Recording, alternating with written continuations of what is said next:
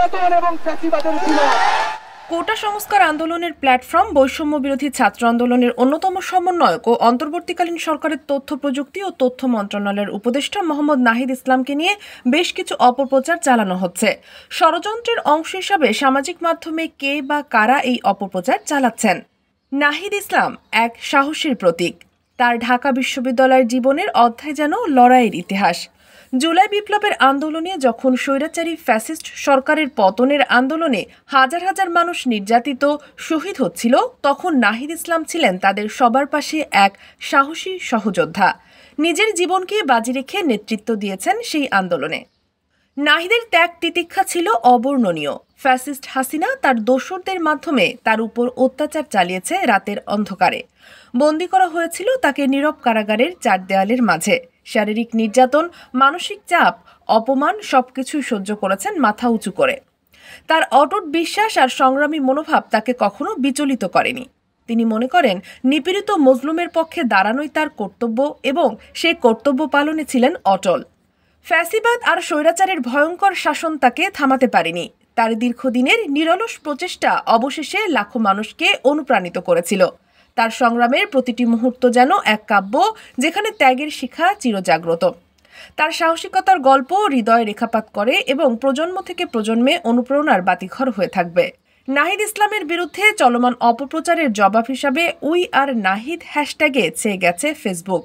লাল ব্যাকগ্রাউন্ডের উপর we are Nahid লিখে নাহিদ ইসলামের পাশে দাঁড়ানোর বার্তা দিচ্ছেন বৈষম্য বিরোধী ছাত্র আন্দোলনের সমন্বয়ক, বিভিন্ন দলের নেতাকর্মী সহ অনেক ফেসবুক ব্যবহারকারী ও শুভানুধ্যায়ীরা। রিফাত রশিদ, মোহাম্মদ আবু বাকের মজুমদার, আব্দুল কাদের সহ বৈষম্য বিরোধী ছাত্র আন্দোলনের বেশ কয়েকজন সমন্বয়ক এই হ্যাশট্যাগ ব্যবহার করে ফেসবুকে পোস্ট করেছেন।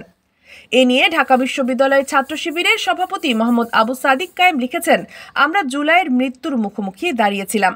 নাহিদ ইসলাম, আসিফ মাহমুদ যেহেতু ফ্রন্ট লাইনে ছিল, ফ্যাসিস্টের প্রথম টার্গেটও তারাই এবং এখনও আছে।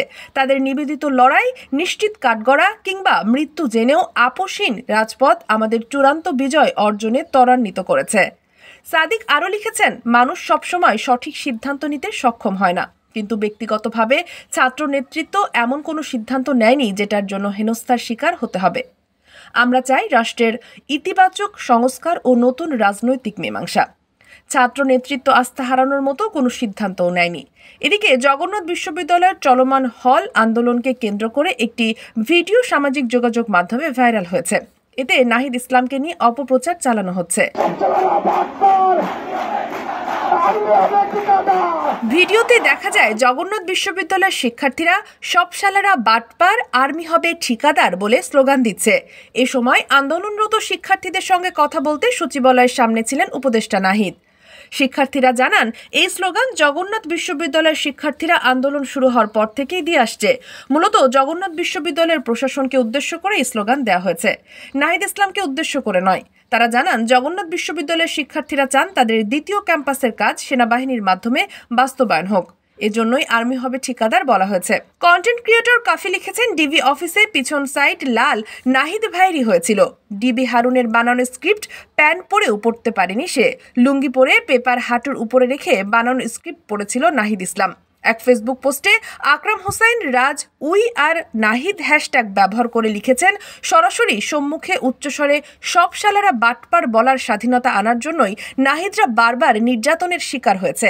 আমাদের স্বাধীনতা আমাদের নাহিদ ইসলাম ভাই। ছাত্র আন্দোলনে অ্যাক্টিভিস্ট আশরেফা খাতুন তার ফেসবুক পোস্টে লিখেছেন, বড় ভাই নাহিদ ইসলামকে ভরসা করি। ভাইয়ের ভুল ত্রুটির সমালোচনা আমরাই করব, কিন্তু ষড়যন্ত্র করতে দেব না কাউকে। আমি যদি এই আন্দোলনে কাউকে সামনে থেকে দেখে সাহস পেয়ে থাকি, সেটা নাহিদ ভাই। পূর্ণ আস্থা রাখছি ওনার উপর। দেশ জগৎ ডেস্ক নিউজ।